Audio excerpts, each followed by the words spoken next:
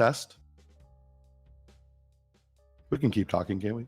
Oh, no, that's up to you. I was just giving you a warning that we're switching over. If you wanted to continue talking or not, that's up to you.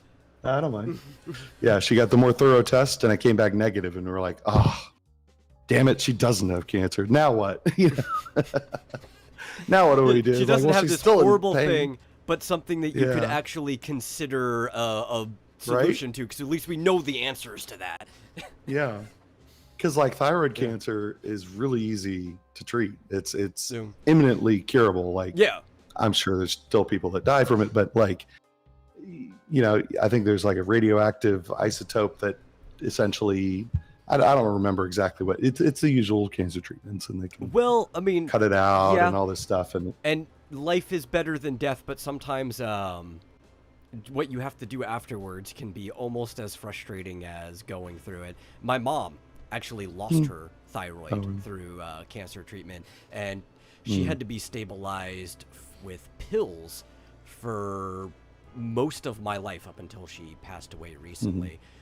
It's not why she passed away, but because she didn't have one of the major hormone control systems in her body anymore. She had to use medication to stabilize herself.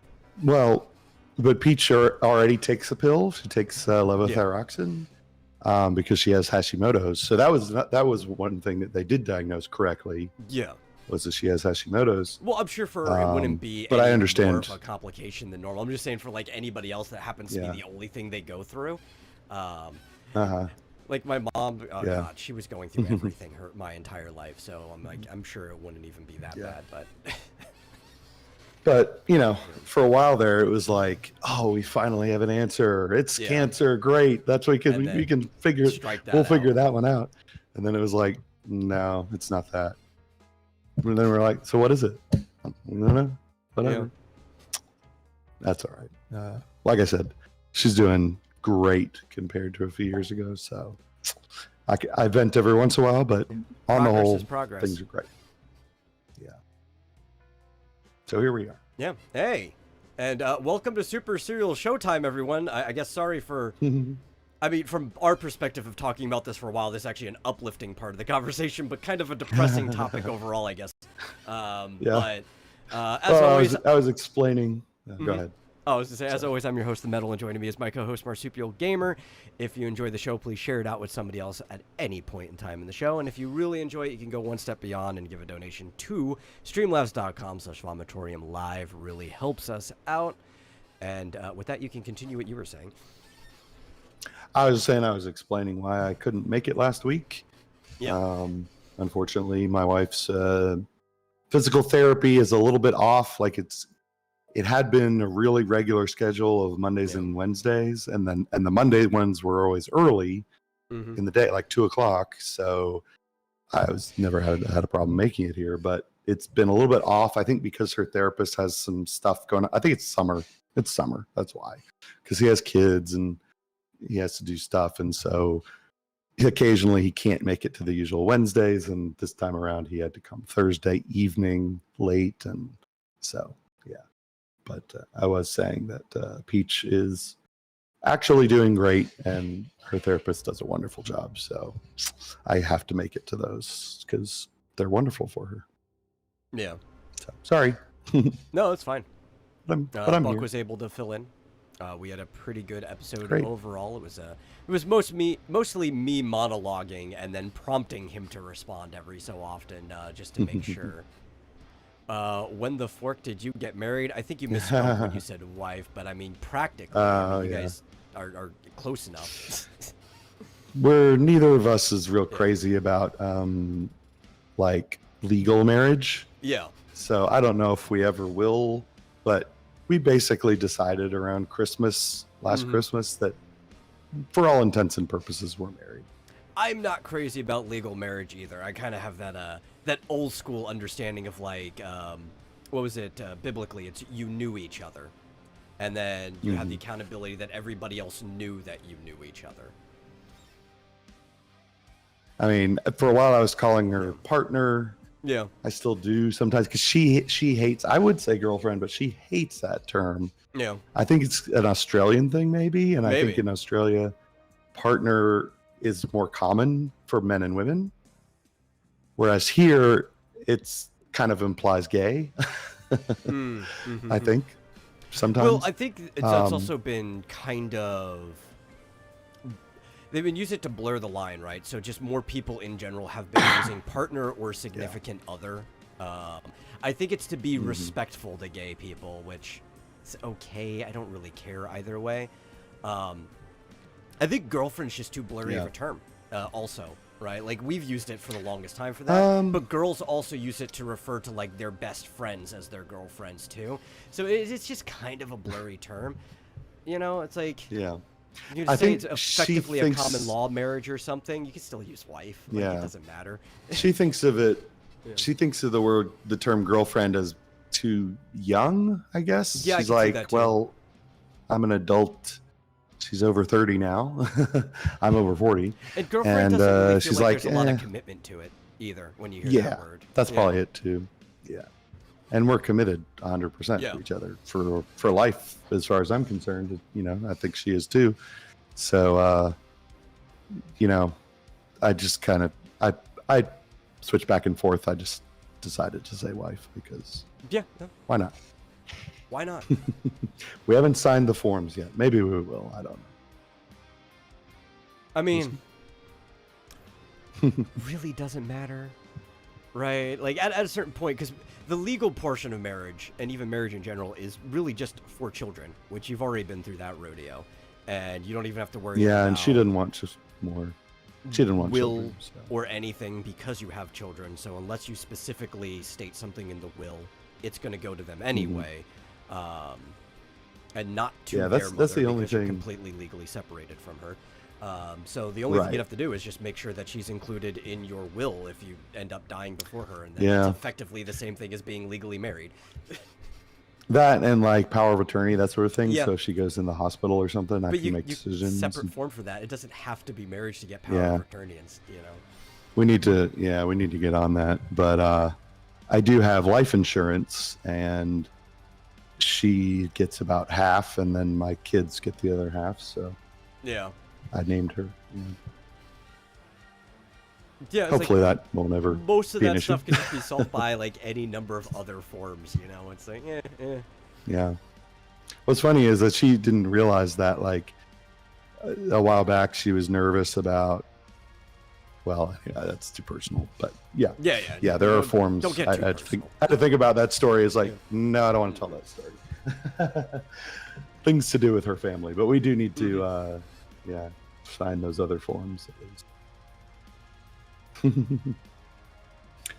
But we're not going to talk about gay marriage Nope. today. So No, we're sorry not. for those. Yeah.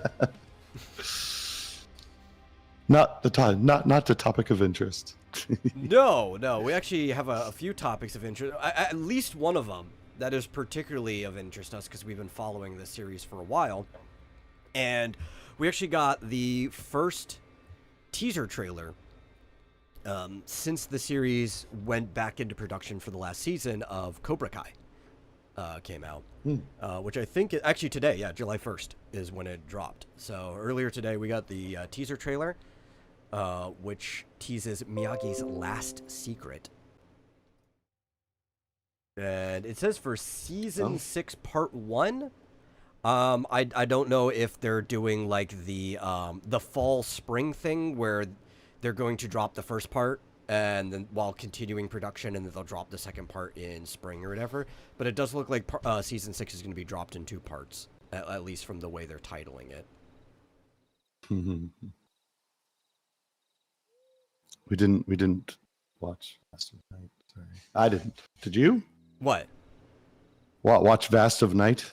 No, I've not. It's on my list of things to watch. I've just been backlogged on me things. too. But I did actually good. put it on my list. Vast of Night is on my list. You could be sure eventually I'm going to watch it. So yeah, Cobra Kai season 6. I was wondering that's coming right up, isn't it? Yes, in 2 yes. weeks? We have I actually have the release 2.5 date weeks. is July 18th. So yeah, it's coming up. So it's going to be summer fall I just Yep. I didn't look at the actual date. I just used fall winter as an example. But it's going to be a double season release where they started in one season and it's going to be finished in another, like a lot of your primetime shows typically do. But yeah, it's going to be July, and then November 28th will be part 2. And apparently a part Can't 3. wait. So this is going to be a long season compared to normal, I guess. Because it says that there will be a part 3 with a release window sometime in 2025. At that point, I don't know why you're calling it all one season if it's going to be split up that far apart from each other.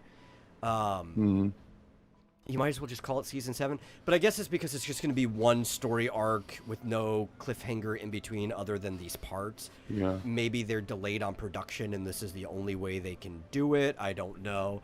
I'm excited to see how it ends, though, because we've been following this pretty much reliably from the beginning. So, am I correct in saying that the last one ended with that guy Silver taking over? Is that right? And he got no. So Silver had already taken over. The last one ended with them defeating Silver. There was like the whole fight at his place. There was the fight in the Cobra Kai dojos. They were trying to get the evidence of what was going on. Silver gets like arrested and turned in or something like that. It ended with a drink between why am I blanking the other John? Kreese. I was trying to remember Kreese's name. It ended up with Silver and Kreese were having a drink. Right. Kreese had escaped from the hospital. Or where he was locked up, right? He had escaped from prison. That was it. He escaped from prison because he shanked somebody and got out or whatever. Or no, he got shanked. He stole the doctor's robes, like his uniform and tag and everything, and he escaped prison. So Kreese is back, and he's in charge of Cobra Kai. Okay, so it was season 4 where Kreese got arrested at the end. Yes. That one ended with a drink, and then this one ended with Kreese escaping prison. Right. Okay. Yeah. I gotta rewatch season 5. I can't remember anything. But the technically the person who took over while Silver is gone now is the chick who he pulled in, the one that he had learned from like her master, right? Yeah, she was the girl that was watching Terry and John train, and then she came to help train everybody. And now she and Kreese are going to be working together because she always had a thing for Kreese. She was even the one that helped orchestrate like his escape and everything like that. So they're training off in like China or wherever no, I think, is she Japanese? I don't know, because their thing is like Vietnamese. I think that's where they learned it. They like learned karate in Vietnam, which is kind of weird or whatever, or Korea. They were off in the war front, right? Yeah. Which I guess there was karate in Korea. That's where Taekwondo comes from. That is like the origin of Taekwondo. But they learned that there, and then they she and him are training off in Asia in this trailer.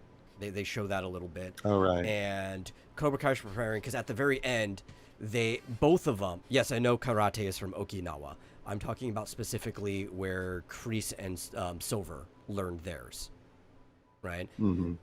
Taekwondo comes from the strain of Okinawa karate that made it to Korea. Mm-hmm. That is the origin of these different things. That's also why their forms look very, very similar. You're talking to the martial arts man here.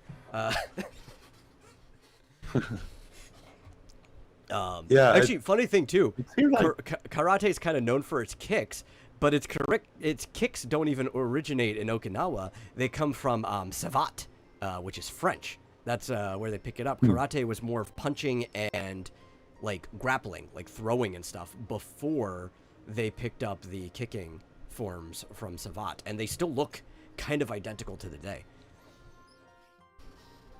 Hey, Kirby. Welcome. Karate. Yeah. We're talking about Cobra Kai. Mm-hmm. Coming in 17 days. Season 6, the final. Really excited for. Korea went through a period not known to many where they imprisoned masters. Yeah. Okay. Cool.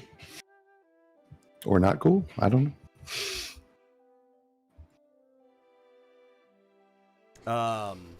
Trying to remember where my train of thought was. Okay, so yeah, we were watching this trailer. The trailer itself kind of showcases that if you probably forgot, like you said, you need to rewatch it. At the end, yeah. Well, do you want me to show this while you're? Yeah, you can if you want. Let me get the filter up for it so we can see it. I guess I won't. Well, I don't know if the sound is working. It doesn't matter. Probably would mute it anyway. Or do I? I don't. We leave it low. Okay. Yeah, but they had qualified for the international championship at the end of the last season, but due to their performance, both teams I think ended up qualifying.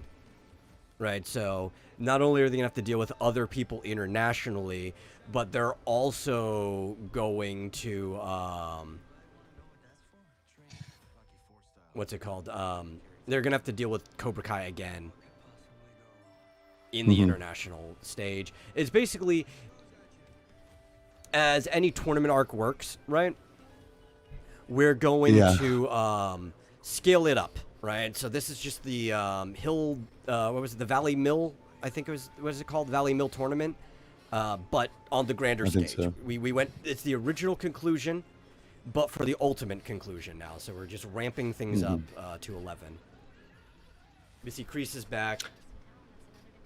Yeah, and I guess there's this whole international society or something. It's kind of like, it's kind of like the Hand or something. Sort of. Well, they're kind of just reverting back to Cobra Kai's roots, right? So instead of dealing with Cobra Kai itself, it's going back to the organization where they had learned their stuff from. Yeah. Although it seems it's a bit odd because they did. I think it seemed like they kind of wrapped everything up at the end of last season, and it was like, okay, now they're all one dojo. So what's going to happen? I don't know. I guess like you said, they're going to do the international tournament or something. Yeah, well, because there's also stakes on it too, right? So even in the last one, with the qualifier, they were going to have to close down everything if they had lost, right? It was like an all or nothing thing. Yeah. But since they both ended up qualifying, the stakes are still there, right? Cobra Kai still gets to exist on some level somewhere. Both of their dojos do. It's still a problem for them as people. So this is the all or nothing bit. This is it. This is the conclusion on this international stage. So melodramatic. Yeah. Why Well, can't they just have a tournament and okay, if you don't win, okay, try again next year. I know. It's the original Karate Kid was not as melodramatic as there was some melodrama in it, but most of it was more focused on him being a teenager and going through life and stuff like that, which the beginning of this series was kind of like that, but now it's kind of gotten out of hand, and it's even more on the adults melodrama than it actually is on the kids at this point. Yeah, originally it was just he was getting bullied. And so, his neighbor decided to teach him karate to defend himself. And then it was basically if I can teach you well enough to win this tournament, you'll gain respect and you won't get bullied anymore, And that was it. Yeah. It's one kid trying to not get bullied. But yeah, now it's if we don't win this tournament, all of our dojos must shut down, and the whole country will be taken over by this international crime syndicate. It's no, they're just assholes that practice Yeah. martial arts, and it's like, okay. Yeah. Do you know what actually would solve most of these problems? With assholes that are running around beating each other up? The cops. You know, they barely ever get the cops involved in most of these situations. Some of them, some of their problems, right? as a martial artist myself, it's like, if you can just handle it in the dojo, if you could just fight it out, nobody gets severely injured, whatever, solve the problem that way, sure. But, like, when it comes to all these people breaking into other people's, like, studios, houses, actually, like, brutalizing people's children, it's like, I don't know, I think the cops should have been involved a long time ago. Right, Chris got arrested for all the wrong reasons. He should have been arrested a long time ago. Yeah. Like, you know, the whole fight in the schools. Didn't that happen like twice? Oh, yeah. There was this like huge brawl in the school and ended up with what's his name falling over the ledge. I can't even remember the characters' names anymore. But the main character, he like broke his back. The magic word, severely injured. Yeah, I mean, like, as long as... Even broken legs happen occasionally when you're sparring. You hate that it happens. You don't want it to. But then you've got two people of different weight classes. They think they're going light. Somebody does, like, a judo throw on somebody. Like, one of the takedowns where you put your weight on. They land wrong, and somebody's leg... Usually it's more of a sprain. There's not a full break, but something happens. Yeah. It's horrible. You hate it that it happens, but it does. But I'm talking about, like, somebody actually, you could tell looking at them, they're trying to break somebody's limb or something. As long as it doesn't go that far, it's fine. And it's like, yeah, if they actually ran a dojo like that, the city would shut down the dojo and they'd probably arrest the they'd be violating all kinds of, like, safety concerns. It doesn't matter what child endangerment. You know. Be like, you're teaching him what? Sweep the leg? What do you mean by scissor takedown. Yeah. Which, I mean, I've been in some pretty brutal sparring matches, which you shouldn't be. Sparring is mostly for learning, but if you're really trying to, like, push yourself, and both people agree on it, you can have a pretty fun time that way. But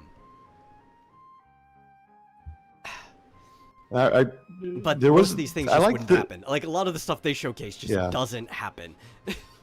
Yeah. Well, like, my favorite episode was the one where the guys, where Johnny's friend dies, right? Or he's dying, I guess, and then he dies like the next day or something. Oh yeah, they take him out of the hospital and stuff and go drinking and stuff. And it's like, yeah, these sort of ridiculous supervillain type characters become they're actually real people, and they're really nice, you know, they were kids, they're good friends, and and you know, their friend is dying, and that was the most real episode for me. I like that one, even though it was very sad. And then he ended up ultimately in a body bag. Was that the guy who said that? That was the guy who said put him in a body bag. I think that's probably why they chose him to be the one. I think there's this little ironic joke at the very end, but Yep. Apparently, Goodnight Spoon has a question for me. Why does Metal hate you? Everyone else has a wrench but me. Everyone else does not have a wrench. Nobody has a wrench. Only I have a wrench.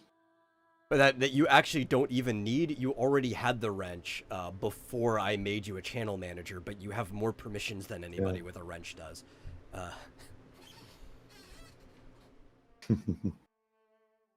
What do you think about this? The comic books got it wrong. I need a lot more. I need you to elaborate on what you mean by that.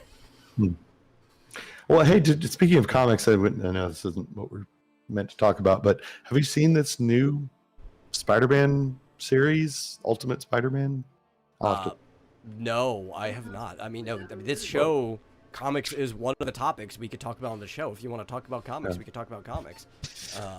Well, I haven't read it yet, but I've just seen pages of it, and I'm like, dude, it looks like classic Peter Parker. He's married to MJ. It's like, it's good stuff. Apparently, it outsold the standard Amazing Spider-Man.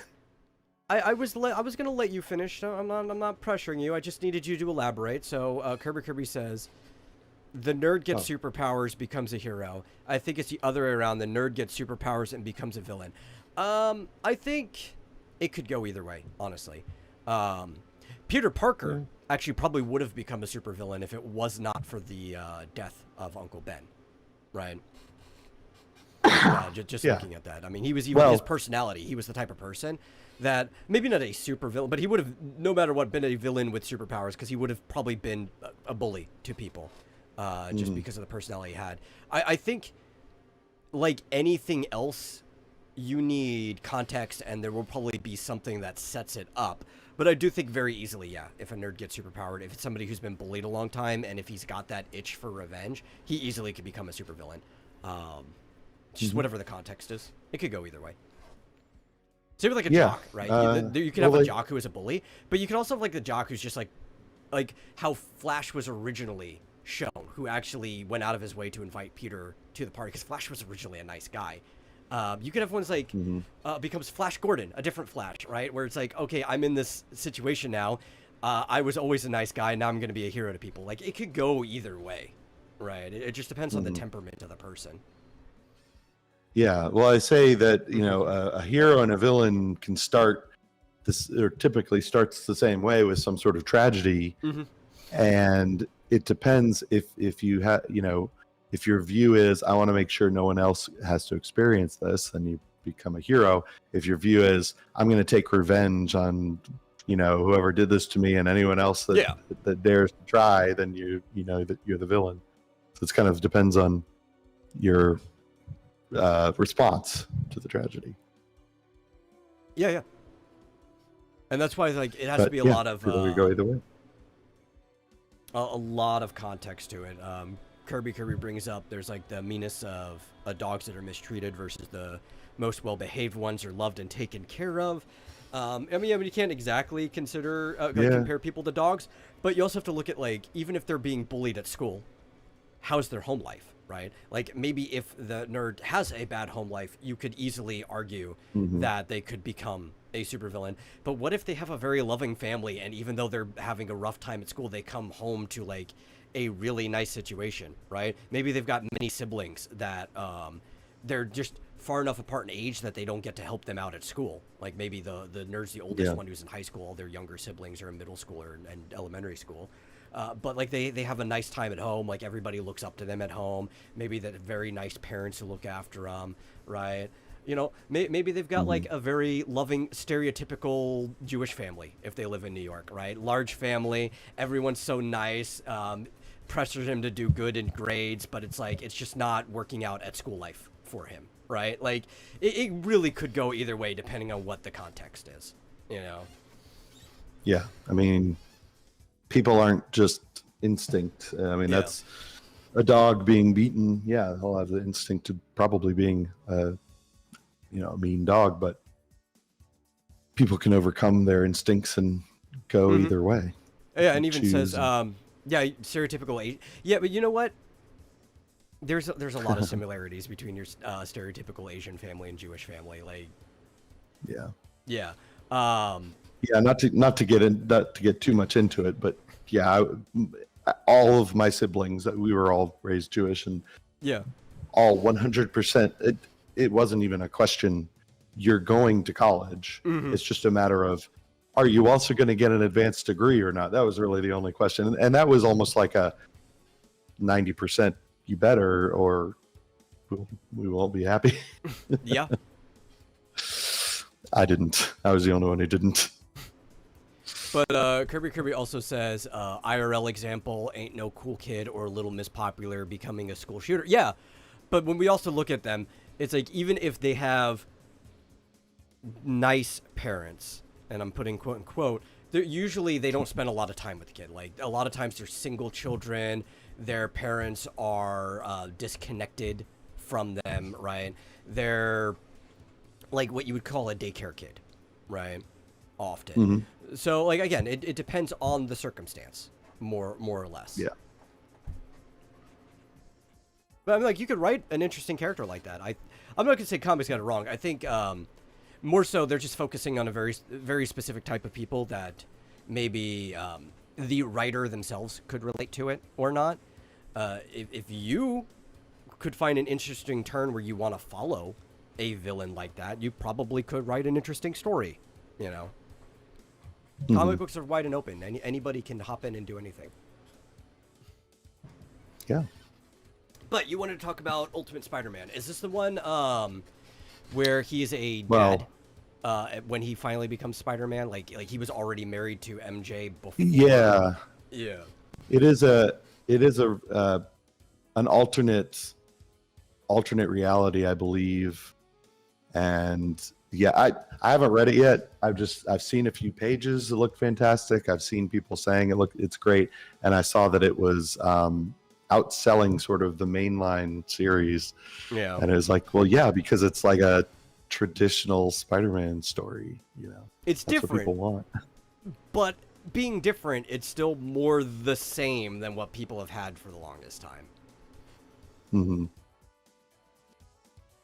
Yeah, it's become trite to subvert expectations and you know, have everyone be miserable and probably gay and well, all this that is still a subversion too, right? It's just the type that people actually want to see. It's Yeah. like, okay, what if Peter and Mary had already met a long time ago, and it wasn't until he already had a life with her and children before he became Spider-Man? That's a pretty interesting through line. I haven't been following it.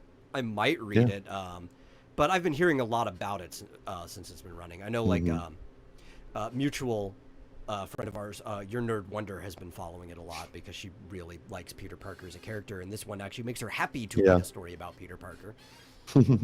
Is Mayday his daughter in this one too? Or I don't know. is it different? Oh, okay. I don't know either. I just know that I saw one page online where he's thanking God for Mary Jane, and I sent it to my wife. She thought it was very sweet. Mm-hmm. Even though she's not religious. Well, do you want to divert off into a total random Oh, if that's all topic? you wanted to say on that, I mean, I was happy to still talk about it. No. Okay. I just wanted to know if you'd seen anything. I want to know if you knew anything more about it than I do, because I don't. If we want to talk about it more, I can bump it up on my list of things to burn through. There hasn't been that many issues because I think it started at the beginning of the year. I could probably catch up in one sitting. Yeah. Well, he's going to keep talking about it until you let him in, so. I don't know what he's talking about. I'm not letting him in until I know what he's talking about. He's acting like he wants to come in and surprise us. I don't want to be surprised on my show. Yeah, okay. You're going to have to be explicit. Yeah. This shows up. What are you talking about? I tell about? him every time he has to be explicit if he wants to hop on. A new DC show. Which one? New DC show? Like a show about a DC comic? I know there's a spin-off to a Harley Quinn show. There's a Penguin. That doesn't sound interesting. I mean, Harley Quinn and her spin-off doesn't sound interesting either. I don't know if Penguin is a spin-off to that, but that what's the name of it? Like, that being doesn't sound coy. interesting at all. Just tell us the name. What is it? Oh, Penguin. Is that what he's talking about? That's Penguin? I guess that's the name of the show. I haven't heard of it. Penguin. Oh, I thought you were talking. Okay. Penguin scheduled to debut on Max in September. I'm going to assume it's going to be shit. An upcoming show. Do you want to bring him on for a second? To talk about Penguin? Let me think about that. Is it based on the last Batman? Oh yeah, it's a spin-off from the last Batman movie. Oh god, that sounds awful. I knew that was coming. I didn't. Starring and Colin Farrell, who played the Penguin in that movie, is reprising his role. They released. That doesn't sound very interesting. No, it doesn't sound interesting at all. I'll be honest. I really don't want to talk about it. You don't? Yeah. Sorry, Fizz. I didn't even like the movie that it's a spinoff of. Like, We've talked about it before. I thought there were some redeeming scenes to it. Like, there's a couple scenes I'd rewatch, but as a I didn't movie, like it I thought either. it was awful. You know, the trailer came out in March. Why are you bringing it up now? Yeah, I don't know. Is there a new trailer? I don't know. No, you know what? There's a trailer I would rather talk about that was released. Where, let me pull up the page. And it is, have you seen the new Deadpool video? I believe so.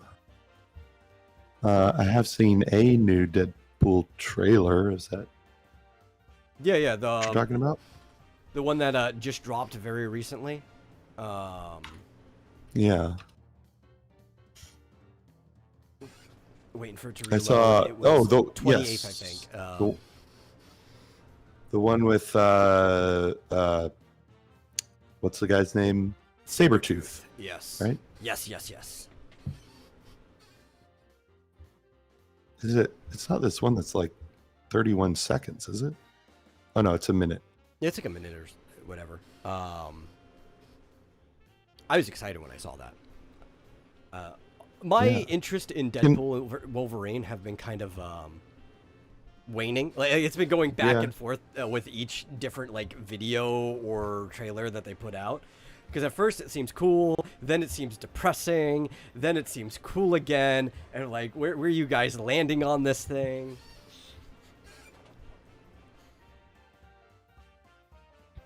I don't know if Goodnight Spoon is messing with us, but stream seems fine to me. I don't think we stopped. I've got it up on my phone. I'll know if it stops.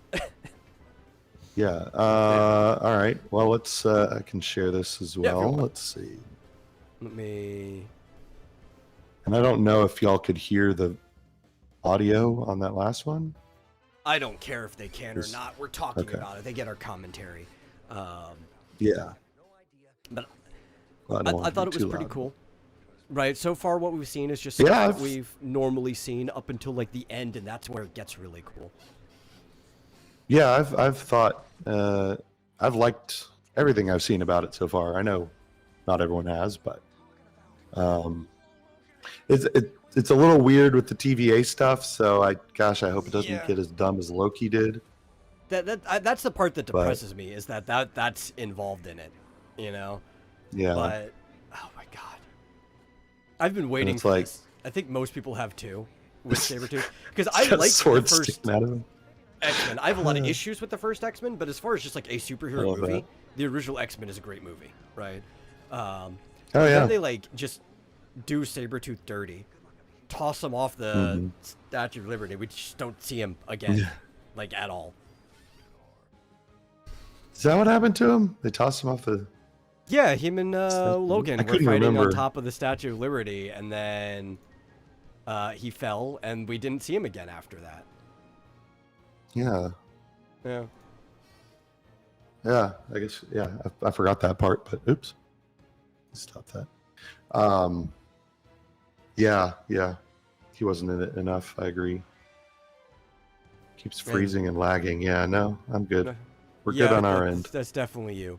So yeah, he gets disappeared. We don't see him again. The next time we see Sabretooth is actually in the past, and it's not actually Sabretooth. It's they took the character Dog, who was in the actual X-Men Origins comic, and they just merged him and Sabretooth together as one character, and that's who we got in that movie that most people want to forget anyway. But it had a good beginning. Yeah, I pretty much liked I love everything this. until the island, actually. Yeah. And also how they treated Blob as a character. I didn't like the fact that like he started out as this like skinny guy and then became fat. Like he should have just been Blob from the beginning. There's some nitpicks I can make about it, but it just starts falling apart the second Gambit starts taking Logan to the island. That's where the whole movie starts falling apart. Well, I'll tell you what. Talk about doing someone dirty. God, Gambit is my favorite freaking Same. X-Men. He's And actually up there like my favorite Marvel isn't it- character. Yeah, and like, I was okay with like the actor and how he played him, but it's like he's in it for like a minute, and they didn't do anything with him. Like, have him be in the movie. If you're gonna put him in the movie, have him be part of the movie. Yeah. But yeah, they should have just at that point, like from the time he met Gambit, they need to redo the whole rest of the. They need to fix the rest of the movie. Do something Like even the completely fight different. in the alley, right? That he like had where he exploded everything, right? And he like broke up the fight between Logan and Victor. That stuff was fine. It's just everything after that. Like we just cut that, remake the rest of the movie. Yeah. Yeah, like I rewatched that recently actually, and that scene doesn't make a whole lot of sense. No. Like I can't figure out why he comes running in and that causes that explosion. Like that I was like, wait, because why apparently did he do that? wasn't done with Logan. Okay. After he blasted he was him just through the mad. wall. Yeah. Yeah. That was it. It was just he wasn't done with him. And he came out there I guess. My bigger problem isn't that he did that, it's the gap in time that it took him so that him and Victor could have their little encounter first. It's like, no, man, he's a very agile, athletic person. He would have been out there already, like, shortly after he had blasted him through the wall. Yeah. I mean, from there, they could have done a thing. Like, if they brought back... Well, no, that took place before that. They would have had to retcon Rogue somehow. I don't know, because he and Rogue are my favorite couple too. So yeah, and they're also like some of the only characters. So my two favorite characters in Marvel used to be Gambit and Carol Danvers, right? Like Remy LeBeau and Carol Danvers used to be my favorite. Carol kind of got swept away from that position in like 2011 with the whole like Avengers versus X-Men thing when they flipped her personality like a light switch, shoved a stick up her ass, and made her Captain Marvel.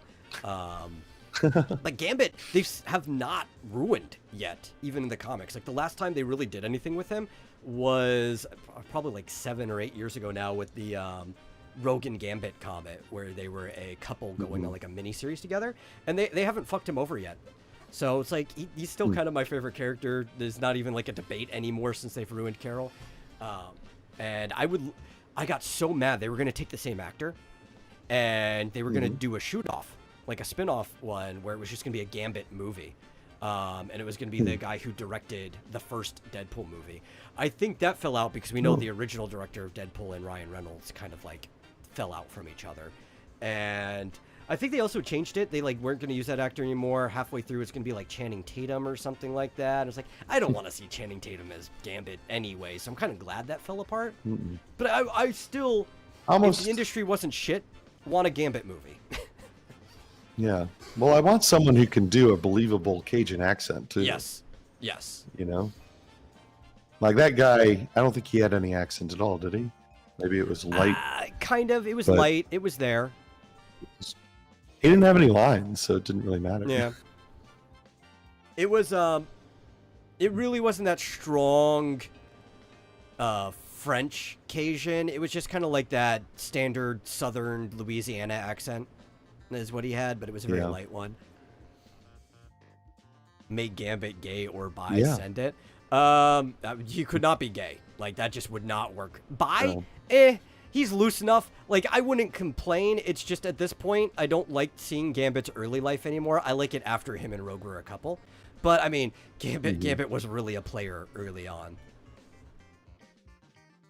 Well, I wonder if they just haven't touched him because he's not popular enough, or they don't know enough about him, or I don't know. But at this point, I'm kind of glad they don't touch him.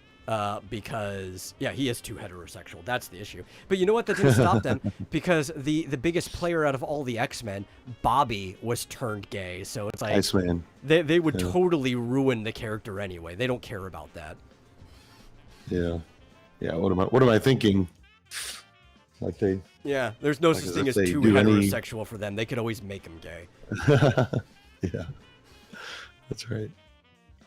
Worst case, they can basically have a telepath brainwash them. No, they wouldn't want to work with Gambit anyway. Even if you did somehow make him like bi believably, the best you would get is he'd be drunk and fiddling around with like traps. That'd be it. I don't know. I don't think I believe anything that Goodnight Spoon is telling us. As far as our stream not being good. And you know, it could Not- just be not being- account to account, right? Like between Yeah. him to YouTube to us and back, right? And other Yeah. people are just fine. Because I'm looking at it Yeah. live, 720p, everything's great. So Yeah, they did retcon Iceman. Well, it's even worse than that. He was literally like gaslit cosmically. Like somebody who has psychic powers at the cosmic level literally rewrote his mind. yeah, It's like he went through conversion And- therapy. and didn't even turn him into like a normal person. He's like extremely stereotypical, Like flaming heterosexual. it'd be funny if he was still just as over the like top. suave and as much of a Yeah. player as he was before, and it was like just hitting on guys the same way he used to hit on girls. At least for a while, I would laugh at that, right? But hmm Yeah, it would be Yeah. one thing. Like, but you made know, him- they it's- took they're the not- coolest guy they're and not made him gonna- flaming. All puns intended. Yeah. Yeah, they're not. They're not gonna like actually find out how this character had been written for decades and decades. They're just gonna be like, no, we're gonna Yeah. do them our way now. We're gonna totally self-insert or whatever they did. It was because he basically acted the same way that who was the writer, Cena Grace, acted in like every interview he's ever been in. Is that a man? Yeah. Cena? Oh, Yeah. pretty much. But anyway. Yeah. Depressing stuff. Anyway, I'm just excited to see Sabretooth. And we know he's actually going to get to Yeah. talk this time instead of having like a minor throwaway line. The very first second that he walked up, he's screaming at Logan, like with actual line of dialogue. So it's like, cool. Let's go. You're going to treat the character right. I want to see them go to town on each other. Yeah, he didn't say much in the first X-Men movie, did he? No, Did he I say think he anything? literally had one line, and it was like short Yeah. and throwaway.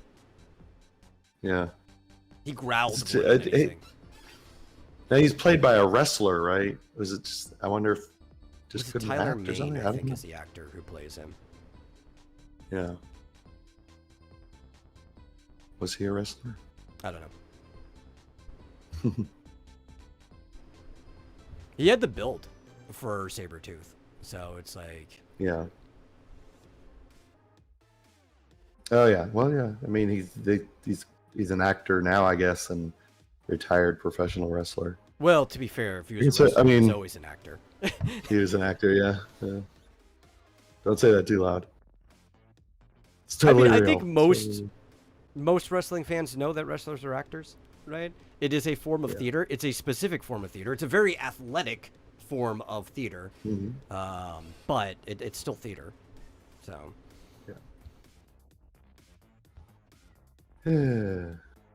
Oh, he played Michael Myers in 2007 Halloween.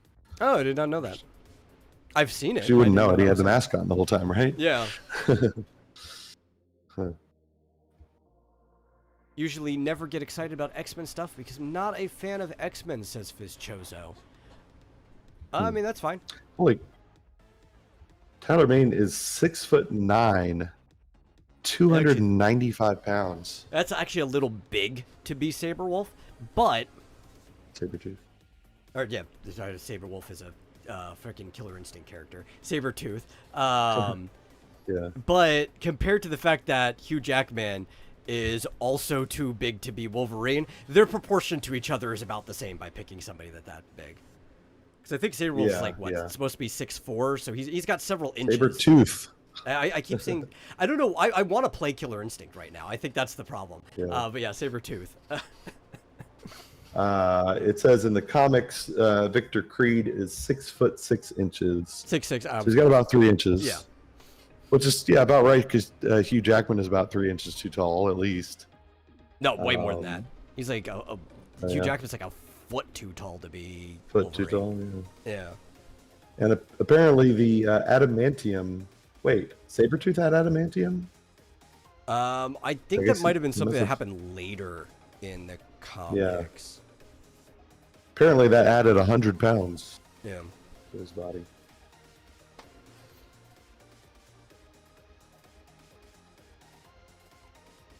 Clearing cash.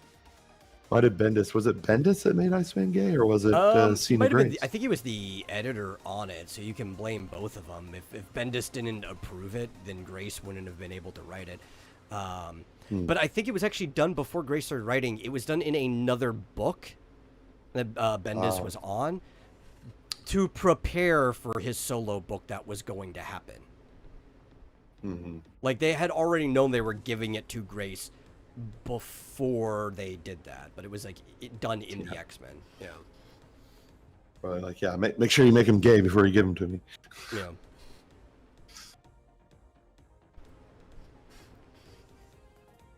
But it was only done like, I think, a month or two beforehand, and they already know who's writing everything like months in advance.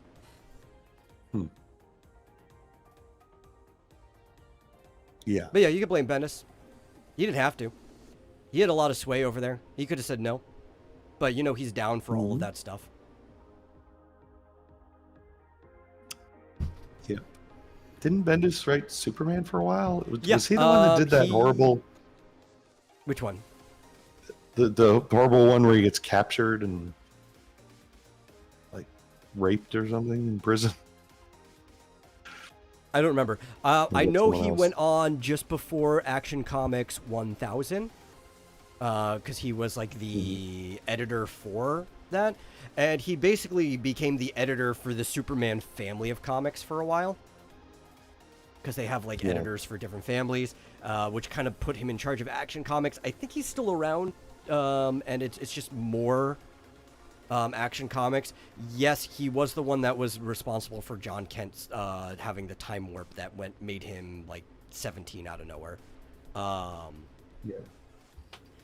But he's kind of divorced from a lot of the Superman stuff now. He's just overall Action Comics. They did officially christen his what's her name? Is it like Hope or something? I forget her name. His Green Lantern wannabe that is basically just Riri Williams remade into DC Comics, but as a Green Lantern, got actually christened to a Green Lantern by the what's it called, the Corps itself, which I think is stupid, and stupid things are continuing to happen in both Marvel and DC, and they're going to continue to happen. But you know what is good? Dawn of DC Superman. If you're going to buy any comic from DC, buy the Dawn of DC Superman series. It's Joshua Williamson is writing that one, and he is keeping the rest of the Super family at arm's distance, so you don't have to deal with the stupid stuff that people are doing with them. And it just kind of feels like classic Superman comics, but with interesting twists on it. Fizz Chozo knows what I'm talking about, because he's been watching the Matriarchy, because we've been going through the entirety of it as it's been happening, and I actually enjoy it. In fact, as somebody who is a Parasite hater, it was one of the few times I actually enjoyed Parasite in the comics. So I think Williamson's been doing some pretty interesting things. And if people buy that, it might send a message that this is how Superman and their comics should be. Don't buy anything else. Boycott it. Just buy that. What was the old phrase he used to say? Move the needle? I doubt you're actually going to move it, but we might get a few more good things. They might hire a few other writers to do it. Yeah. Yeah, I've largely given up on mainstream comics, but yeah, like I said, I might check out the Spider-Man one, but other than that, I need to sign up to get Blade Devil 2. That's currently out on Indiegogo. I don't even know about Blade Devil 1. What is Blade Devil? Enlighten me. Oh, it's a comic by what's that guy? Raging Golden Eagle. Oh, okay. Who's sort of an anime. Yeah, he's an anime guy, but Blade Devil is great. It's actually the artist is a guy you may have seen on Twitter named Toxic Man Baby. I have not. And his art is very, very reminiscent of Akira Toriyama. Okay. It's very much. It's just like I can see why Raging Golden Eagle would pick that guy. Yeah, it just popped out at me. I was like, "Oh my god, this is like Dragon Ball or Dragon Quest, but with different characters and a different story." And it's like, and it's not technically Akira Toriyama, but it's like, it's unmistakable. Yeah, his style. So it's a wonderful comic, and it made tons of money. The first one. Yeah, I'll look into it. I didn't even know it was a thing. Yeah, Blade Devil. I've got it. Yeah. If you give me a second, you can keep talking. I'll be right back. I actually need to turn off my camera for a second. Good Night Spoon says, PSA, clear your cache regularly. Well, I mean, that should go without saying. Well, it should go without saying. And make sure YouTube isn't storing 9 gigs of data on your phone. Oh, God. Yeah, I've got a C-Cleaner on my phone, and like once a week, I just kind of run it. Do you get money? Check out the from cover. you watching this? No, we are not monetized. We are way too low subscriber rate. That's pretty cool. I like that. I've seen that art before. Maybe I've seen the character. I just didn't know what it was, which I think is actually Raging Golden Eagle's like current avatar too. That's probably where I've seen the character. Oh from. Yeah. I'm sure. I'm trying to find some of it's a little lewd, so I'm trying to find a not too bad. We are not monetized anywhere. Yeah, I've definitely seen that main character many times. I've probably even seen advertisements for this and just had no idea what it was for. Yeah, and it's like a rainbow cover, but I'm not going to shill it here, but I'm actually working with the artist on we're doing an NFT collection. Oh, okay. So I'm fine with you shilling stuff like that, but it would probably be more appropriate for the other show, even though I guess NFTs really aren't interactive, just because I would throw it under the toy category. I guess so. Yeah. Although it is based on Dragon Ball, actually. So. Yeah, well, general toys and collectibles, NFTs are collectibles, so. True. Yeah. Well, that's not why I brought it up, but maybe I will talk about it on Thursday. Your understanding is that you'd be getting money from your YouTube Premium just by watching? No, you have to be monetized for that. If people want us to get money, the only way we get money right now is if they donate. Leave a tip at streamlabs.com/vomitoriumlive. That is the only way we get money on this show. Until you have to have like, what is it? 500 for super chats and 1,000 for full monetization for subscribers. Look at that. Tell me that's not like Dragon Quest totally.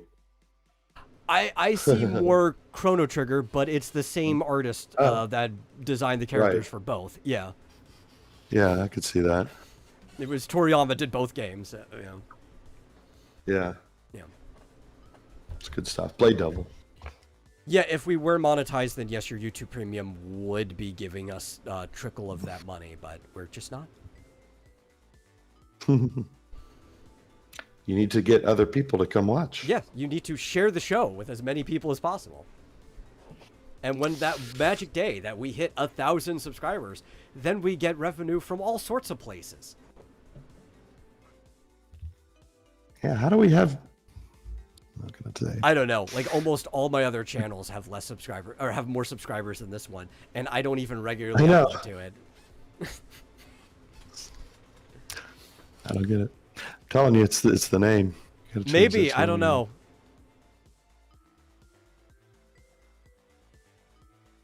But anyway, what else do we have on the docket for today? I don't know. If Fishoso keeps wanting a reaction to the story where Penguin fights Falcone's daughter, I'm gonna be honest. You could drop that story in the comics by a good writer, and I still don't give a shit about it. I don't give a shit about a side story about 2 of Batman's enemies fighting each other. Like, that just doesn't appeal to me at all. I've never understood the appeal of the gangster aspect of Batman. Yeah, like him Like going the whole against the Falcone thing. gangsters It's is like kind of fine, but I don't care about that's like the tribal most warfare boring. going on in Gotham at all. Yeah. It's trying to be like Sopranos. I like the. I don't know. I just always thought of Batman as just as fantastical a character as Superman, and it's like, where's the Mad Hatter and Poison Ivy and or even the gangster stuff can be fine on occasion, but I don't care about the gangster versus gangster thing. I want to see the gangsters doing something fantastic like those other characters. Like Two-Face is a fun character. Two-Face is a gangster, but he's a insane one where he has to flip a coin over every single decision, right? Like there's interesting things going on there. Yeah, and like Clayface is magic, basically. Yeah. I even like the stuff about Ra's al Ghul, where it's basically magic. Yeah, he's actually one of my favorite Batman characters. Yeah. I The want more Lazarus magical enemies. That's why I never understood the whole thing about. I mean, the last movie where people were like, "Oh, he was actually a detective," and I'm like, "That's boring." Well, I do like the detective stuff, but the detective stuff is more interesting when he's having to solve these fantastic cases. Yeah, I mean, he's almost like a what do you call it? I'm trying to think of another show where it's like, it seems like there's something supernatural going on, almost like Scooby-Doo, right? Yeah. And it's like there's some magical being, and then you find out, like, it's just a guy in a mask. Obviously, Sherlock Holmes was a big influence on stuff like that. There's several of Sherlock Holmes stories where it looks like it's something that is mystical or fantastical, and then it turns out that there was a logical explanation for it in the end. One of my favorite ones is The Hound of the Baskerville. Is a perfect example of that. But Batman, there actually are fantastic things happening, so there's always an interesting play on that. Yeah. I think, which is almost like a broken record, Batman the Animated Series did a really good job, though they did try to take the mystical out of it a lot until it came back with the Adventures of Batman and Robin. They were able to put more of the magical stuff in there, but it did a good job of balancing the action of Batman and keeping things fantastic while also still making him do detective work. Even the movie Mask of the Phantasm, he did a lot of actual detective work in that movie. It didn't overdo it. Had really good pacing. That's what you need to look at when you're making a Batman story, is that balance there. Etrigan is great too. I love it when Etrigan shows up. But that's also why Fischosa says he likes Nolan. I do not like the Nolan series. I can kind of respect The Dark Knight for what it is, but they don't feel like Batman movies to me. They feel like you could have put John McClane in his spot and the movie ultimately would not have changed. They just seem like action blockbusters where you're trying to solve this complicated plot that just happens to have a Batman skin on it. Even like a lot of the characters don't particularly act like the way you expect the characters to act like. And they did Ra's al Ghul dirty in those movies in the first one, and I hated that. I never forgive them for that. And even in this, like, are there versions of the Joker that are kind of like Heath Ledger's Joker? Yeah, he was kind of his own character too. I don't disbelieve that it's the Joker, but he was just he played the role perfectly that was written for him, and that's the most I can respect out of that role. I kind of prefer the more fantastic stuff. I know you don't like the Schumacher stuff. I kind of have a soft point for them, but the Batman movie I like the most is the Tim Burton Batman. That's the one that feels the most Batman to me of all of them. Yeah, it just but that, I mean, the Schumacher, like, I understand that series really. Well, which one is the Schumacher? Schumacher, the last two. The ones that are kind of supposed to be spiritual successor to Tim Burton's movies, but he didn't work on. So like Batman Forever and Batman and Val Robin. Kilmer. Yeah. Oh god, those are awful. Yeah. Like, I get your complaints on those ones. They're just a little too goofy for most people, especially coming off of how broody Tim Burton's movies were. right? They started to look like they were becoming serious. To me, Tim Burton had the perfect blend of there's some humor in it because Batman shouldn't be too broody. There should be some lightheartedness. There should be a little bit of goof in there. But he also still took Batman seriously enough. Like the world took itself seriously. Gotham felt like Gotham as a city is a fantastic city. It's a very gothic city. Everything seemed great in that regard. I think as far as live action movies, Tim Burton's the only person who's actually gotten it correctly so far. Yeah. Yeah, it's a little, the second one's a little odd, I will say. Yeah. In terms of wackiness, but I mean, it's the not characters too far. That bother me in there, right? So like Jack's Joker, everyone's like, well, he's just Jack playing the Joker, right? He's not the Joker. It's like, yeah, no, there's versions of the Joker that he's like, right? You can pull, same with like people try to justify Heath Ledger's, like there's versions of the Joker you can pull that it's fine. He did a good job as the Joker. If you can make one complaint, it's I think Michael Keaton did fine as Batman.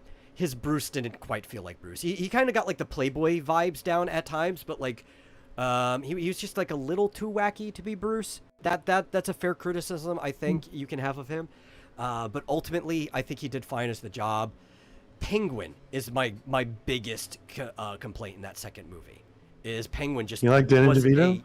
No, I like Danny DeVito. The character they wrote for him was kind of just like a character, a penguin that was made up for the movie. He doesn't really fit like how penguins acted historically as like this mobster, gangster type guy. He was more of an animal than anything.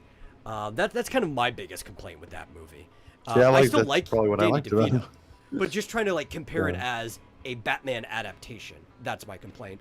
I mean, I guiltfully like Danny DeVito's role. Like, I'll put it that way. Like, it's a guilty pleasure watching him play the Penguin. Yeah. Did you ever watch Gotham when it was like the beginning? I hated Gotham. I absolutely even the first everything. Couple seasons. Yes. Absolutely. Oh, no. Man, I love that Penguin though. That was really good. The character of the Penguin is fine. It's just everything about Gotham that I hate. It's like we're just Batman without Batman. A lot of Batman's villains who didn't even become villains until Batman was already on the scene are villains in this one. I fucking hate that show. Well, it's weird because they basically said, okay, we're going to do Batman, but instead of Batman, it's basically going to be Jim Gordon. He's Batman. Yeah. Which could be fine. I could see a show where that works. But the fact that they kept trying to use all of Batman's villains before Batman was actually doing it. Yeah, because Bruce Wayne becomes Batman after he returns, right? Batman himself is Bruce Wayne returns, right? He goes off, he tries to train, and then as this kind of young pup, he tries, and he fails a lot early when he's Batman, until he's finally like the guy that you get to know. And by the time we see Batman doing a thing, for the most part, he's already an experienced crime fighter. Which is why you can make an interesting Batman Year One story when you do it right. I mean, I get that. Obviously, it's a complete. It doesn't. It's a complete retcon of the history of Gotham. Yeah. It's not correct or whatever, but it's like I still like the show, at least for the first few seasons, until when they introduced like the Joker, non-Joker bullshit, and it just went off the rails. But at least for the first couple seasons, I thought it. Yeah. But it's like, could some of these guys be doing things? Yes. The reason I don't necessarily hate the Penguin, could the Penguin be involved in crime before Batman shows up on the scene? Yes. I mean, the character of the Penguin is older than Batman is as a character. He just wouldn't be the Penguin yet. You could start rumors of the name, right? Because that's obviously a name that's given to him in the crime world, right? But it would take a while to develop this reputation of like, oh man, can you hear about this crime boss that everybody calls the Penguin? Right? That part is like the least egregious of all of it. It's just all these other things. Like the Riddler doesn't actually show up on the scene and start doing Riddler stuff until Batman's already doing his thing. That kind of bothers me when you start doing things like that. Or they actually, I would have been fine. This is the perfect time to make up characters, right? Like you can make up characters for Gotham. Be like, this history of Gotham, these crime lords and stuff that got taken out by Gordon before Batman even shows up on the scene. They should have played more into that, but that wasn't interesting enough for the normie audience to care. So they had to start bringing in more and more of like Batman's villains. Yeah. I think they just got some really good actors. I was looking up Robin Lord Taylor, the guy who played Penguin. He was almost like the main character of the show. Yeah. It was really centered around him, at least in the beginning. And I just thought he was really good. But I hear you. It was a weird... It just got worse and worse over time, too. It just Well, kind of it's ran like out of all ideas. of their shows. And this is what started just making me hate the CW. All their shows are like, we want to make a show with the main person, but we can't use this person we want to because of DC. So it's DC and CW fighting with each other the whole time. So like the Arrow, which is supposed to be a show about the Green Arrow, which they never even call the Green Arrow. He's just Arrow in that show. He doesn't act like Oliver, like Ollie at all, ever in the show. They wanted to make a Batman show without Batman, right? Even if his show, so Arrow is literally just Batman. That's the whole show. They wanted a Batman show without Batman, so they put the Green Arrow in Batman's position. Then they want to make a Superman show, but they can't use Superman. So they take Supergirl and they completely erase everything about Kara's personality and just make her like a Clark too, but also it's not exactly Clark. They even give her more of his backstory. So instead of having all the weight of growing up in a Kryptonian society, she kind of forgets that because she spent her teen years living on Earth. So she went through like Earth high school and everything. And now she's becoming a reporter. So we just have Superman without Superman, even though he does show up in season 2. Right? The only character in all these things, the only show that actually gets to be like the character, and even then they don't do it right, is The Flash actually has The Flash in it. But instead of him, he was more of a loner than anything. They have to turn into like this NCIS super show where he's got all of these friends that are helping him out on things because the show apparently needs multiple characters to carry it. Which, like, you still can have these characters around. They don't need to know he's the Flash. They don't need to necessarily actively help him out. They could accidentally, passively help him out from just being, like, his family and friends in his personal life. But it felt like some of these shows, like, from the 80s, I'm trying to think of something specific. I guess maybe Spider Friends or whatever it's called. Spider-Man and his amazing friend. What was it called? With Spider-Man and Iceman. Friends. Where it was like, okay, we're going to take the character and we're going to give him a team. You know, that was never in the comic, but well, I mean, that's fine. I really, at least all of the characters there were superheroes and they were all interesting. All of the Flash characters are people who were like metahumans historically, but they decide until way late into the show that these versions aren't going to get their powers, and it's not till be like season 2 that you meet alternate Earths, like other Earth versions of them that actually had their powers. And like, why? Why? What is this convoluted mess? You should just either introduce them as their part. Maybe Flash could take them down the first time he meets them, and they do this like redemptive arc. It's like, okay, you're not going to put me in prison because I've learned my lesson. I'm going to help you out, and I'm going to be on your team. You could have just done that from season 1. That would have been an interesting way to handle these characters. But no, it's just like, these are people I know in my day life. Oh, it turns out that they are metahumans. It's just in this Earth, their powers haven't activated yet. Yeah. I have a lot of issues with The Flash, and it's the show I like the most out of the CW shows. Yeah, me too. Yeah. But like, I know there were other shows like in the 80s. They're mostly like cartoons where it would be a superhero, but then they had like these sidekicks that they just invented for the show. Yeah. And they would have like a team. And some of those worked, and some of those I think are stupid, right? Like it hits and misses sometimes, right? And anytime you are diverting, the reason you adapt something is because it was already successful, right? So anytime you divert from the adaptation, you're taking a gamble. And with any gamble, sometimes it hits and you did something that was better, and sometimes it misses and you did something that was worse than the thing you adapted. And I get why you take the gamble. Some things are good in the medium that it is and may not translate well into the medium that you're doing. Sure. But sometimes you're just going to miss with that gamble that you're taking.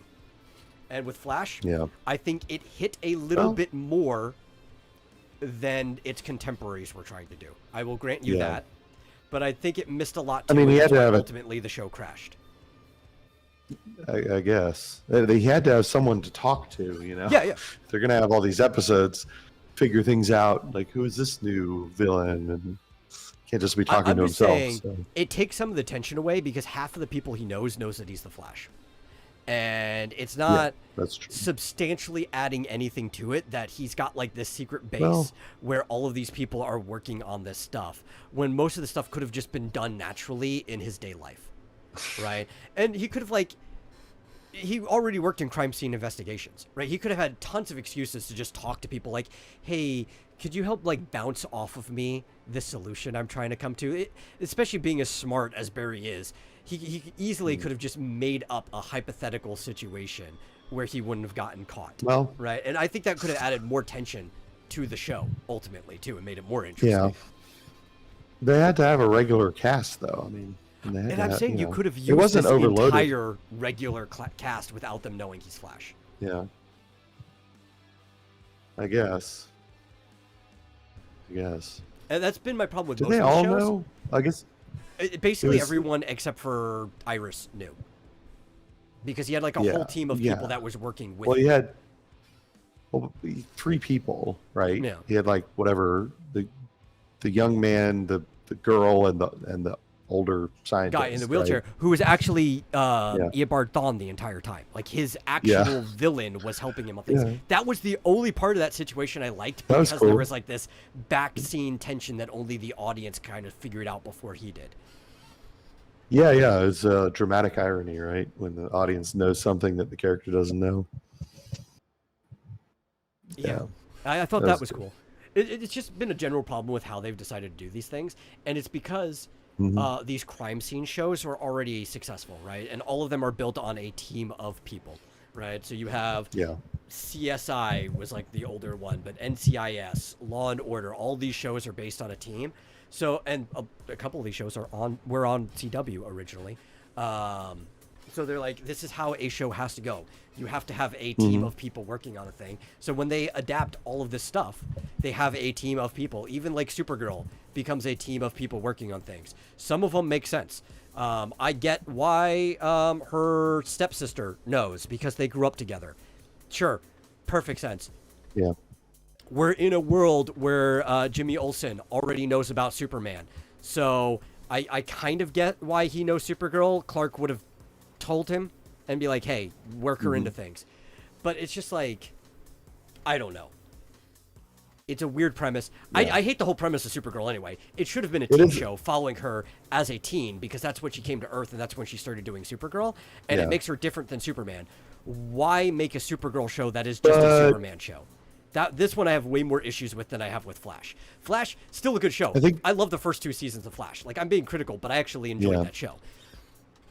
I think they weren't they coming off of Smallville not too much before. Smallville is not canon to Supergirl. It's a different universe. It shows up in the Crisis, but it's a completely so. Yeah, but I'm saying that might be why they didn't do a teenage show, because they probably felt like we just did that. And it's been a decade almost. I think, or at least half a decade, because I think when it started was 2014 or 15. So there's been a gap in time between Smallville. It's been half a decade. Yeah, but I'm guessing.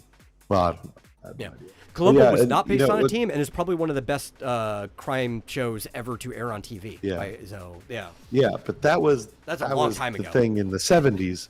Yeah. In the 70s they had Columbo and Matlock and even Murder, She Wrote and that kind of thing, where it was one character. Change. Yeah. By the time the Flash came along, like you said, they had Law and Order, SVU, and NCIS, and all these shows where it's a team, figuring stuff out. Yeah, so I'm saying they're forcing this in because that is the trend of TV, and not because of the story. Yeah. Because even Superman, I think Superman is ultimately more interesting earlier on when Lois and Jimmy don't know who he is. Now, we can't go back to that in the comics either. Dawn of DC Superman, I think Jimmy doesn't know still, but this is he's like married to Lois, right? It's that version of Superman who's been Yeah. married to Lois. They have a kid, so you can't have that Yeah. part. Did you ever watch Legends of Tomorrow? Legends of Tomorrow, I tried. I was not getting into it. Yeah. Yeah. I thought the first season was okay. It was cool that what was it? Was Brandon Ruth in it, or who was the guy who played the Atom? Is that what his name was? I don't let's see. remember. Yes, it was. It was Brandon Ruth was in that show. Oh, okay. Which was kind of bizarre because I was like, wait, I thought he was a movie actor, but I guess there's a less of a delineation. And Victor Garber was great. Yeah, Ruth has also played Superman. Right. And he's also played what's his name? Todd in Scott Pilgrim. He's played several comic characters at this point. Yeah. Todd. It was not great. The first season was okay, but it went off the rails fast. Like, I think they're like, we got to catch up with these other shows that are shit. We got to make it as shitty as possible. That's another big problem, right? With all of the shows, right? And like, Right. I tried getting to it. Honestly, I think I just wanted a Booster Gold show. I think that's all I wanted instead. Is like, I would have been happier if I just had a Booster Gold show, right? And Booster Gold actually is a character that it makes more sense to work him in with other characters, because a lot of what he does is he's almost like Time Cop, right? He showed up in the past, whatever. So he ends up doing a lot of crossover stuff with other heroes. Booster Gold could have just been a good show where like every other episode he's just with a different hero, right? And you could have done all this stuff. You could have done a lot of stuff, specifically recurring.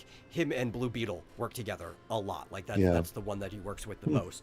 A Booster Gold Blue Beetle show actually would have just been fine. Just like a buddy cop show would have been cool. I would have been fine with that being a show. It's just Legends of Tomorrow was nothing I wanted it to be. So I quickly lost interest in it. Yeah. Well, and Goodnight Spoon brings up a good point. Like, season 1 was okay. Season 2, just like, wow, like turbocharged to utter shit. Yeah. Just like, what? They did it so fast. I think I'm guessing the same writers were working on that and like Supergirl and Flash. A lot so, of like, the people all three bounced of the around shows between them. Yeah. Yeah. All three of the shows went to shit at the same time, but like Flash had been good for a very long time. Supergirl was okay for a while. I think Flash Legends had of Tomorrow was okay for one season. strong seasons, right? 3 wasn't bad, but it wasn't strong like the first 2. And like about like halfway, like all three shows went to shit. Yeah. It's like they replaced all the writers on all 3 shows at the same time with the same shitty people, and all 3 shows just were suddenly Supergirl. awful. I started disappointed in. 2 Yeah, I was kind of cringe from the had beginning. a couple. 2 was like peaks and valleys. Like, so there was some stuff I really liked in 2. And stuff I really hated in 2. So it was overall a weaker season. Yep. But like, there's episodes I really liked in it. But the first one is just like this one. It's not Kara, so you're taking my favorite DC character and you're putting a skin suit around someone else. And 2, this story just doesn't make sense. Like, why is this the story you're picking to tell for season 1? Yeah.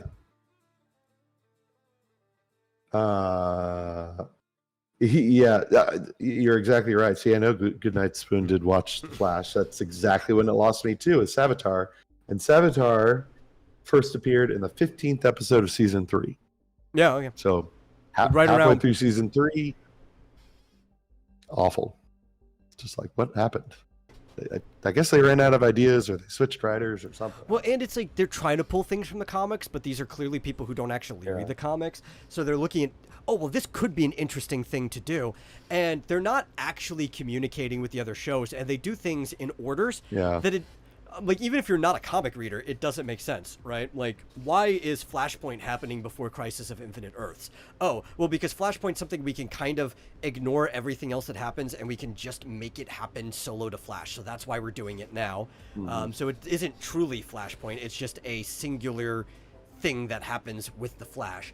And then Crisis, well, that's going to be something good we can just end our entire franchise on. And, like, I get that. But even within your limited zone, it doesn't make sense that you did Flashpoint when you did. Like, it doesn't make sense to Flash's story that you did it when you did. Like, that's something that you should have done way later. And it's just like, I don't know, the whole thing's a mess because these writers don't actually work with each other. They don't talk to each other. Yeah, and I got confused because they introduced these new speedsters, and I'm like, okay, wait, we've got Eobard, we've got Reverse Flash and Zoom. Are they the same person? I'm not sure. And then there's Savitar, and is that actually Flash? Reverse Flash, right? And Professor Zoom is one of the Reverse Flashes. Right. Why are they obsessed with Flashpoint? I guess because it was a success when it first happened, right? More or less, yeah. God, I fucking hate. You just can't capture that lightning in a bottle again. I hate the New 52, to be honest. There's some good stuff in it. Like, there's some good runs. Like, Animal Man had a really good run in New 52. Swamp Thing had a good run. Overall, I hate New 52. But it was kind of lightning in a bottle when it happened originally. Yeah. Yeah. It's like, what do you call it? The Phoenix Saga, right? Yeah. It's like, okay, they're never going to retell the Phoenix Saga any better than they did the original time. But they keep trying because they're obsessed with it because it was so popular. But it's like, just stop. Can't do it. Or just do it exactly like word for word as it happened in the comic, because that's as good as it's going to get. Which was very long and complex. So. Well, and it doesn't make... Well, can you do Flashpoint isolated? Sort of. You can kind of ignore the entirety of what happened before that just because people know enough of the characters. That is possible, right? Like, you could just be like, Superman, Batman, all these people randomly show up. It still doesn't quite make sense. Like, Flashpoint's coolest when you have, like, the Thomas Wayne Batman randomly shows up in it, and you're like, what happened here? Oh, you fucked up the timeline, so now this is a different universe where I was Batman. Yeah. Or whatever. Like, some of that stuff is cool. The father, right? And you don't have to, like, know what's going on because at least you still know who Batman is, you know who like, you know all these characters. But it's still, it's like, you want to build up to that. Yeah. And I'll tell you, good Lord, the Flash movie, like, talk about a cop-out. They're just like, oh, if we have him go back in time, we can do literally anything. Like, screw continuity, screw all that. You know, it's like, no, that's not how any of that's supposed to work. It doesn't make sense unless you try to make it make sense. Well, like, that's the excuse for why the universe is the way now, right? So, like, Barry eventually realizes that he can't actually change things in a way that's positive, right? So he goes back and he tries to get it to where things are the closest that he remembers, but he's not omniscient. He doesn't know how everything in the universe was, and that's why, like, after Flashpoint, it was a good reset, but things could still be kind of different from what they were before. But you can't have a completely different person. Like, suddenly Batman is just, you know, George Clooney. It's that's not how it works. It's enough that, like, Barry thinks the world is right. That's all it had to be. It was enough that, like, he can't tell the difference from before he started and after. Yeah. Close enough. But yeah. What was it? It reminds me of the show Sliders. I love Sliders. Where they were constantly trying to get to their original Earth, and they get really, really close, but there's always like one little thing, like it's exactly like Earth except everybody's Nazis or something. Yeah. Like, I liked it less after John Rhys Davis left the show and they killed off his character so he could leave. But I liked it. I thought it was a good show. Oh yeah. And the cool thing is, it was an original property, so, like, you could do whatever the fuck you want with Sliders, you know? Pretty much. Fell off with it. Yeah, there you go. Yeah. Said the same thing. Arturo. Yeah. I really like John Rhys Davis as an actor, too. I mean, he was probably my original interest in watching the show. But yeah, I actually don't know why they seem to have an ensemble cast in these things now, because, like, even shows like Quantum Leap. There Yeah. were exactly 2 regular actors, right? Yeah. 2 I don't recurring think there was characters. anyone else. Sam and Al. That's it. That's all I needed. And then everyone else was different every week or whatever. Now it's like they can't. 1 or 2 characters can't carry a show, I guess.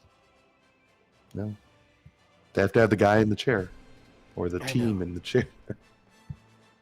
Oh, well. The only one that it made sense at all was Arrow. It would make more sense if you actually made him Ollie instead. But because they're going, he's very similarity to Batman. Later on, Ollie went longer without a sidekick than Batman did. He was very solo for a long time. But they does have sidekicks. Same with Batman. They have their own family. You can bring Speedy in and stuff like that. That's fine. Yeah. I didn't necessarily like what they did, but for an audience who never watched or never read the comics, it's kind of fine from their perspective. But yeah, no, that's the only show it made sense. If you actually did a Batman show, you could have Batman and Alfred start off. In fact, you could start off at a period where he already adopts Robin. That could be the starting episode. You've got 3 strong characters right there. You can choose one of his suitors to be another strong character. Doesn't know he's Batman, but heavily involved in the show. And then even by the end of the first season, if you want to make it more of an ensemble, you could slowly work Barbara in there. Yeah. I liked what they did with her in the animated series. Didn't she sort of do her thing on her own? Batman didn't know she was kind of fighting crime at night. She was just trying to be like Batman. She was just kind of doing her thing. Yeah, I completely forgot that John Rhys Davies played Gimli in Lord of the Rings. Oh, yeah. It's because he's such a big guy and that he's doing camera tricks playing a dwarf. He was also in Indiana Jones.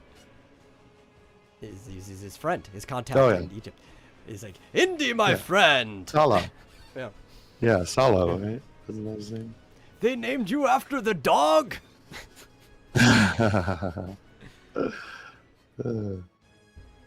He's such a good actor. I love John Rhys Davies. Yeah, his character in Sliders actually, even though I think of that character when I think of that actor, he didn't play a lot of characters like that. That was kind of original, unique. Well, he's a thespian, so he is all over the place with the type of characters that he plays. He'll play. You give him a role, he will become the role. Those tend to be my favorite actors. Are even if they don't have a long history on stage, but they and just went straight to movies. People who have that classic thespian art to them. Maybe they went to college for whatever, but they just want to become whatever role you give them, like an actual actor. Maybe I'll play the villain this time. Well, maybe I'll play the comic relief next time. Who knows? Yeah. I guess I don't know. He was on UK TV. I guess he's English. But yeah, I guess most of his career he's been on television and movies. Yeah. There's a lot of people from the British TV that started in the London theater when they were younger, and then they got on to the different UK programs and stuff. It's Sean Connery was a thespian before he was Bond or any of his other earlier roles, and even when he retired, he kind of retired back to the theater before passing away. He was doing some directing of the theater, though that wasn't the last thing he did. He did come back for voice acting in that that one, I think was the Trolls animated show or whatever the thing it was, the Troll Hunter, I think was the name of it, and then he passed away. But a lot of British actors were on stage before they were on TV, and it shows because they'll just melt into whatever role you give them. Yeah, apparently he was an acting teacher at the Royal Academy of Dramatic Art in London, which apparently is a prestigious position. True thespian. Who's Also teaching outstanding the next actor right from the generation. start. Yeah.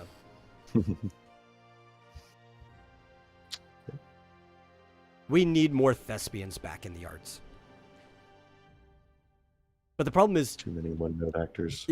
Talk about Hollywood being too many one-note actors. You're not rewarded for actually being a traditional actor anymore. They'll just hire anybody they call who's you already famous. They call you a character actor if you actually become the characters. It's like we used to just call those actors. Yeah. Now they call them character actors. Whereas the real actors, the superstars, are the ones that basically just play themselves and everything. Yeah, or they still become a character, but they're typecasted, so they're only the same character ever. And it's like, well, a character actor plays multiple characters. It's like, well, that's what a stage actor used to be. They weren't always the same guy. They would play a different show at different times of the years. Yeah. Who was the guy who was Voldemort? I forget his name. Because he has a fight. Ray Fiennes. Is that his name? I think so. He always plays the same kind of character. Yeah, but like one of my favorite actors is a guy who melts into the character, and that is Alan Tudyk. Alan Tudyk is a great actor. He went to Juilliard, right? So he actually is that traditional, very like, I don't know if he's ever played on stage, but he is a thespian by trade. And you just throw him into it, and he'll play the plucky sidekick one time. He'll play Pirate Steve another time. He'll be the chicken in Moana. It doesn't matter. He'll just play whatever role you give him. Yeah, he's pretty good. Yeah, instead we get The Rock, who does just play himself, or I don't even know, because I hear he's actually just like a really goofy guy in person, but he plays The Rock in everything, the character that he's been playing since he was a wrestler. I don't know how much is true.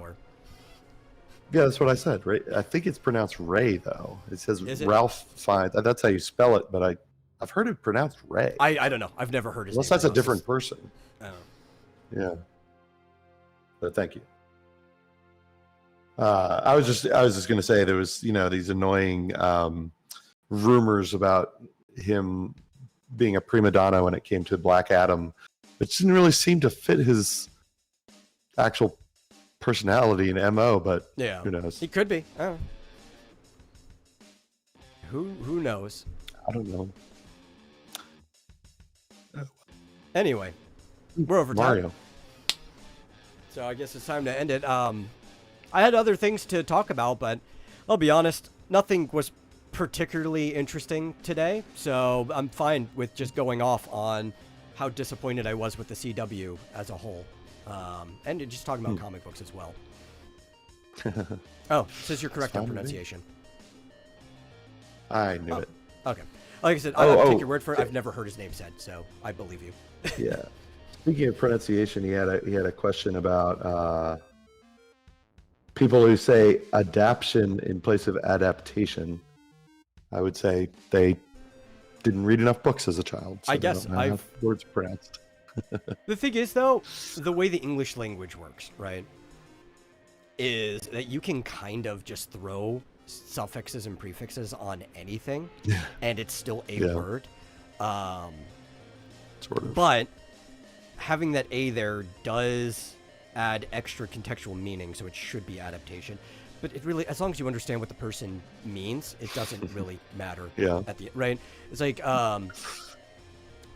you can be oriented, you can be orientated, and you're like, that's not a word. It's like, okay, live in Appalachia or the South for long enough, and you will hear disorientated instead of just disoriented, right? And you know exactly what the person means. It's an alternate word, but it's used enough in common parlance that it is a word. And common parlance is all that matters. Nuclear. Yeah. Common parlance is all that matters for language, ultimately. We just define words, right? All words are made up. Yeah, really. It's just how we figure out to communicate with each other. And as long as we understand what the other person means, that's all that matters. Same with pronunciation, right? Like, Whether you are American and you say Azure, or if you are British and you say Azure because of the French influence on you, you still know what the person means. They mean that really deep blue. Yeah. What was it? I watch a commentator who, for the longest time, he would see the word algorithm and pronounced it a lithogram. I was like, that's not even close. Yeah. What the hell are you talking about? Yeah. Finally, somebody, told him how it was pronounced. The only time you should really worry about correcting somebody is if they are saying something that does not even remotely contextually give the thing that they mean. Right. Yeah. Like it took a few different, instances where I began to realize, wait a minute, what is that word he keeps saying? Like, I'm not sure what he means. And I was like, oh, he's trying to say algorithm. Got it. Like if somebody's saying they're content with their situation, that's what they mean. But they keep saying contempt, which will actually give the exact opposite meaning of what they mean. But they that doesn't, like what you just described, it doesn't mean you should be contempt with it. Then you should probably correct somebody them. said, oh, it was like right before we came on, there was somebody who said something like that on Twitter. Yeah. And I can't remember what it was, or they said, I don't remember, but I know. It's not because you're trying to be mean, you're trying to scold them or anything. You're trying to help them out. Like, listen, people are not understanding what you're saying. You mean this word instead. Yeah.